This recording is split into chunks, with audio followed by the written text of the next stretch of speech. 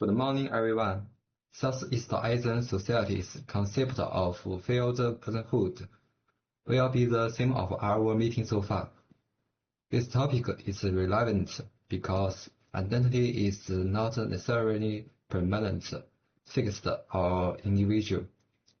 In the Southeast Asian setting, many do not only understand themselves as independent persons, but rather the concept of personhood is defined through a configuration of family kin, religion, gender, language, social status, spiritual traditions, and connections to community. Thus, the identity of a person may vary from context to context and root to root. Next. One of the clearest illustrations of fluid personhood is the practice of naming. In several Southeast Asia societies, an individual's name shapes as they move through different stages of life. Gallagher and Adams describe the practice of technology, in which a person may be referred to first as mother of William or father of Kitty, and later as grandmother of Matt. What's striking here is that personal identity becomes inseparable from relational presence. A person is not addressed by an individual name so much as by their place within a family. When someone becomes a parent or a grandparent, the way they are named and the way others treat them changes accordingly. Identity therefore moves along a sliding scale, expanding and shifting as social rules change. This challenges the Western assumption that name is a stable label attached to fixed self. Next.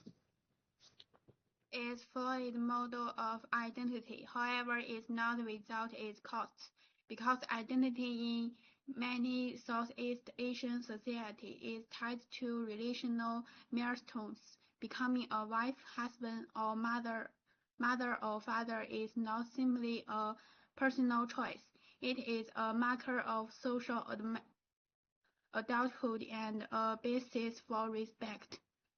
Women often feel strong pressure to marry, becoming mothers, and meet family noise. Men carry pariah noise to provide economically, becoming husbands and fathers, and represent the family in the economic. So while affluent personhood, giving people a deep sense of belonging and shared meaning, is also constrains personal freedom in important ways. Identity may be fluid in form, but is remained shaped by powerful social cultural norms about about what each role should look like and when each transition should happen. To put it simply, in this framework, who you are is also what you owe to others, and that bring both meaning and weight, often to equal measure. Next. Lauren Ergon's chapter on language in Indonesia gives us another vivid example of how identity and social life are intertwined. Ergon observes that many Indonesian languages don't have direct equivalents for the English words please and thank you. To outsiders unfamiliar with the cultural context, this absence can look like rudeness, coolness, or a lack of gratitude. But Ergon argues the opposite is true. The absence of these phrases doesn't signal an absence of respect. It signals different relational logics at work. Gratitude and respect in these settings are expressed not through individual words of thanks, but through ongoing obligations and reciprocity arts that bind people together over time. Saying thank you in such a context can currently be problematic because it risks closing of a relationship, turning the exchange as complete, when in fact the social bond depends on the obligation continue. In other words, what looks like missing politeness from the outside is in fact a different way of doing politeness from the inside. Next. Reciprocity at the relational self. This insight matters because it shows how the self is built through exchange rather than through self-contained autonomy. According to a region 2011, people come to be known through what they give, what they help with, and how they respond. In this framework, identity is never separated from responsibility. Who you are is bound up with how you have acted towards others. For example, when one person helps another, that act doesn't end with a thank you and a clean slate. It creates an ongoing tie and possibly an obligation to some point in the future. Social relations are therefore not fleeting transactions, but the very material out of which personhood is woven. A person without a web of such relations would, in this view, hardly be a full person at all. Origins work demonstrates that personhood emerges through continual interaction, through patterns of relationally and interpersonal exchange that accumulate and shape a person over time. The Toba-Badaka case discussed by Andrew Cauty reinforces this relation way from another angle, this time by foregrounding the spiritual dimension of personhood. Cauty describes the Toba-Badaka self as composed of three interrelated dimensions: personal, spiritual, and collective. The personal self refers to one's individual traits, behaviors, and body. The spiritual self is connected to the a life force, or spirit understood to have its own needs and desire, somewhat independent of the conscious individual. The collective self is bound to family, clan, ethnic group, and community. What this means is that the body cannot be treated as a single self-contained unity. The person is instead a composition and arrangement of personal traits, spiritual presence, and social belonging that must be held together at once. To be a full person in this framework, all three layers must be acknowledged and cared for. Neglecting any one of them risks unsettling the others. These three policies create real consequences for daily life. For the Toba-Batak, attending to one's sport and one's family's responsibilities is not optional. It is essential to bring up a person.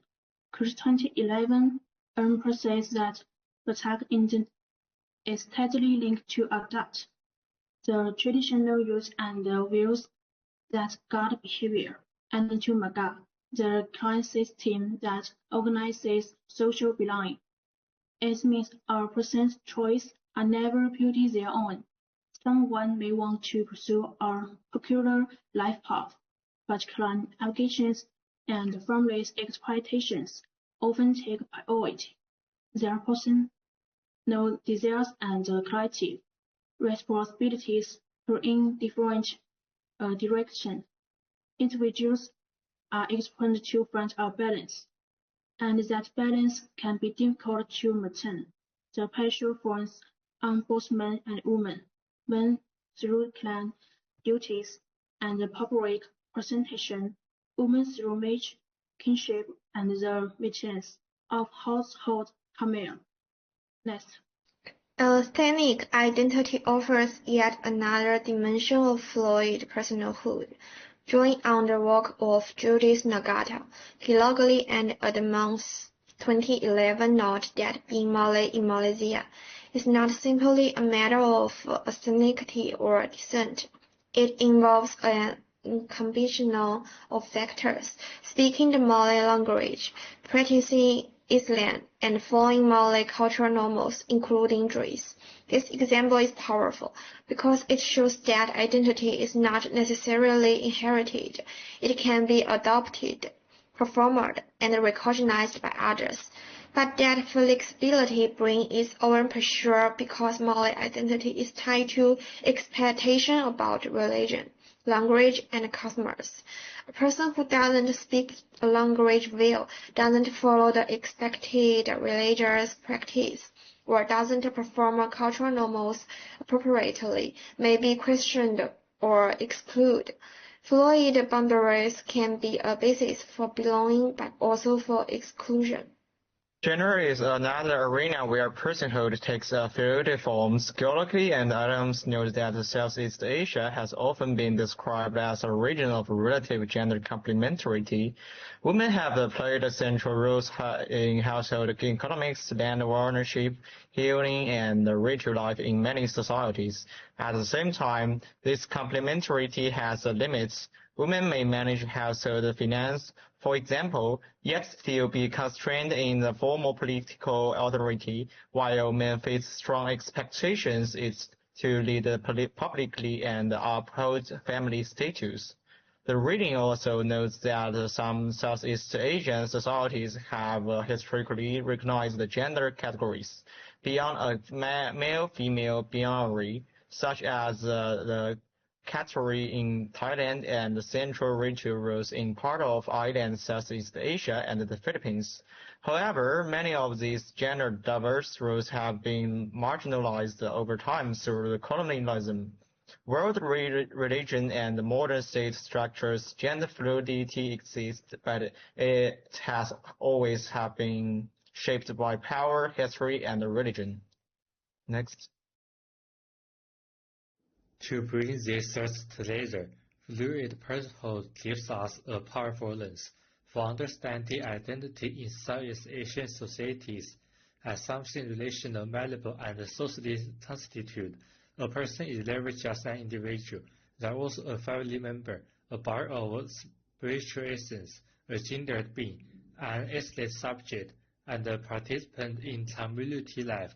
Identity is shaped through naming reciprocity, clan membership, gender roles, religion, and language all at once. This flexibility, however, is not the same as freedom. With every shift in role comes a corresponding set of expectations and obligations. Both men and women must navigate ideas of marriage, family, morality, respect, status, and belonging often under significant pressure. Fluid personhood, then, is not primarily a story about the freedom to change. It's also a story about the responsibilities and the stresses that come with being recognized by others. Thank you.